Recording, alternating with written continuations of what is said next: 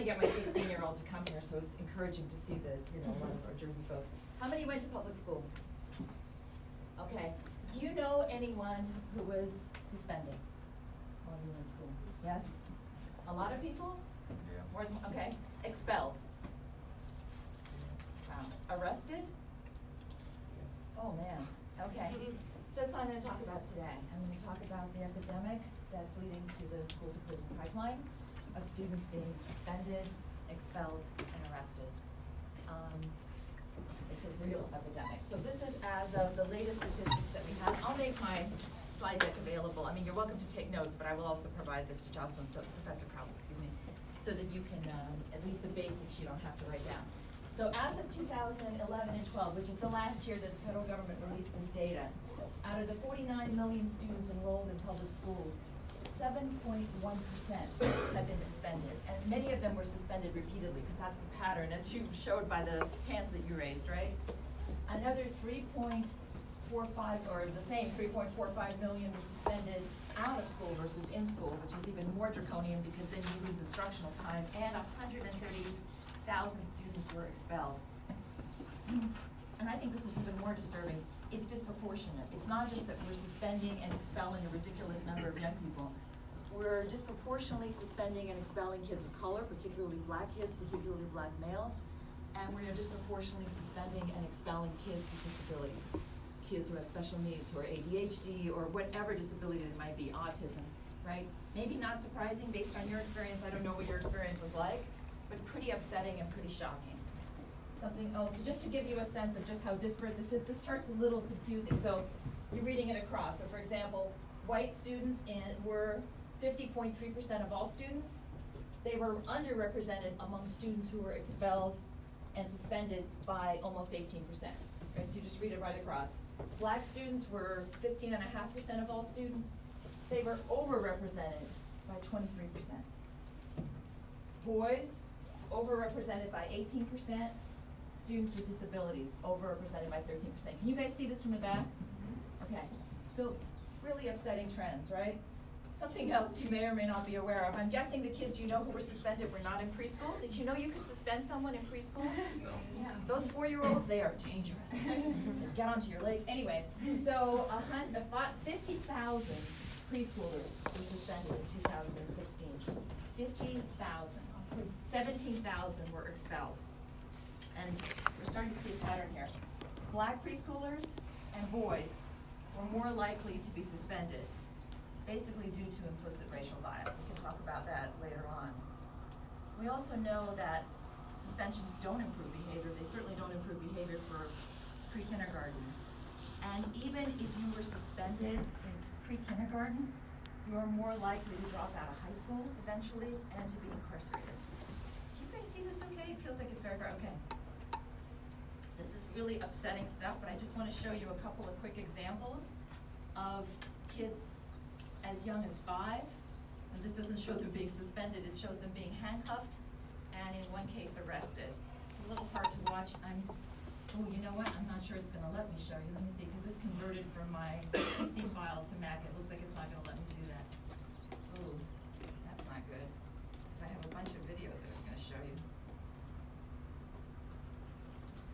Give me 1 second. I'm going to see if I can bring up the video separately, okay? Let's see if I can. I am not a master at converting PC to Mac. It's by any means.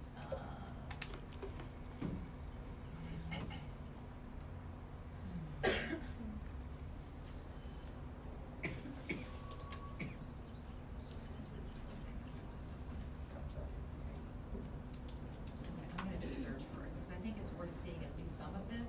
I apologize. I did not know to do that.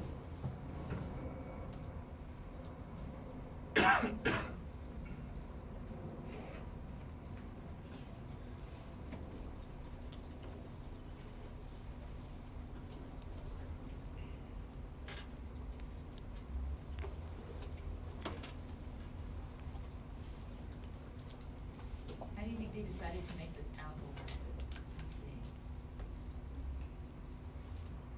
you think it's like Pepsi and Coke, where Apple and PC gave them a contract and so? Okay, that's open.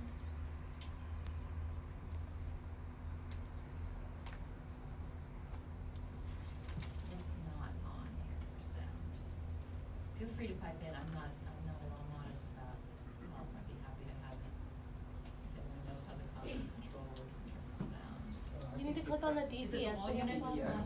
No, there's a red thing on the screen. DES. Oh, I'm sorry. Yeah. So walking over literally. I'm not seeing it. Do you wanna come up and show me? I'm just not seeing it on my screen.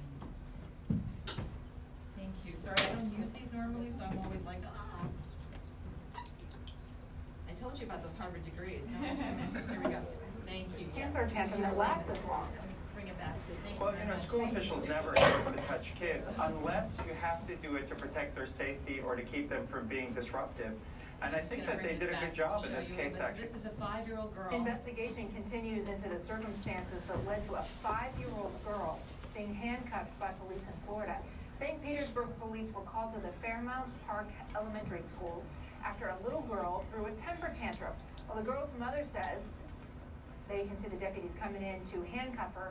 The girl's mother says that handcuffing was incomprehensible, while school officials say they weren't left with many options. Yeah, because those 5-year-olds are so dangerous. Okay, let me just show you a couple of the others. Oops.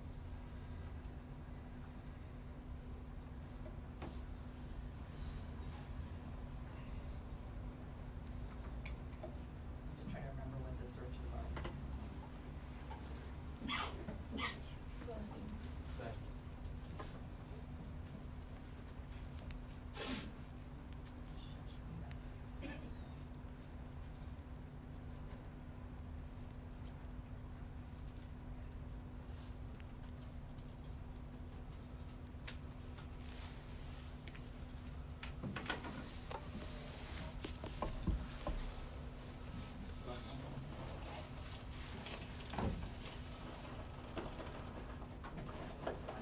This one I mean, they're all upsetting. But,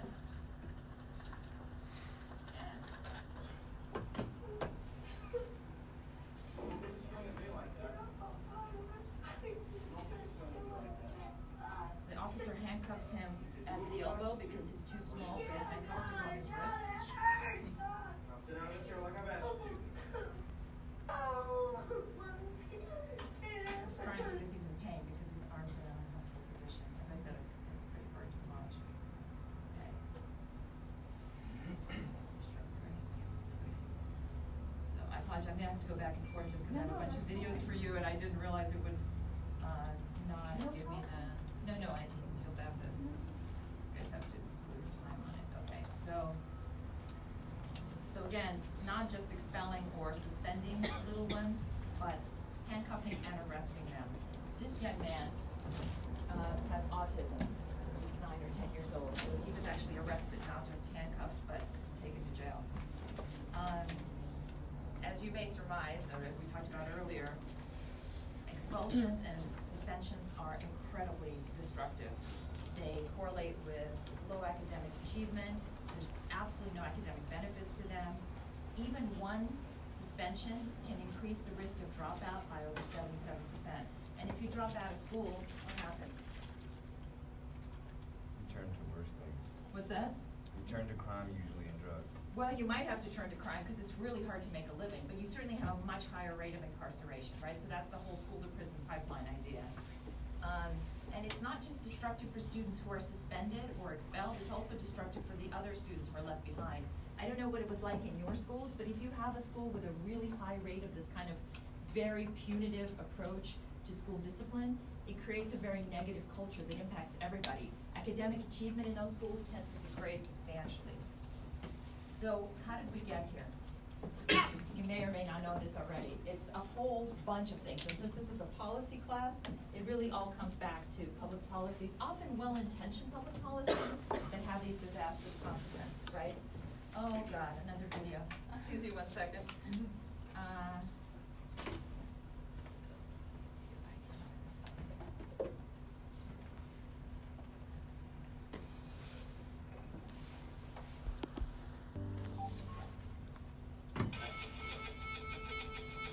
The school officer throwing a 12-year-old 8-year-old student to the ground. Cell phone video shows the deputy grabbing the student around the neck. A school police officer hitting and kicking a young man. A series of violent encounters between students and police has been making national news and raising questions about the role of police in schools. 8-year-olds in handcuffs, students suspended for stick figure drawings. We're putting it in their minds that they're criminals, and that may be what we wind up with. How did we get here?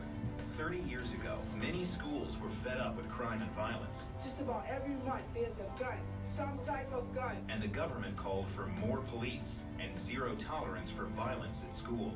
Zero tolerance means you don't put up with anything. If the student broke the rules, you wouldn't tolerate it, you just put them out. We're gonna get rid of, we're gonna forget, we're gonna warehouse these bad kids in a way that we've never done before. We have a connection between our school system and the criminal justice system that did not exist before and that I don't think should exist now.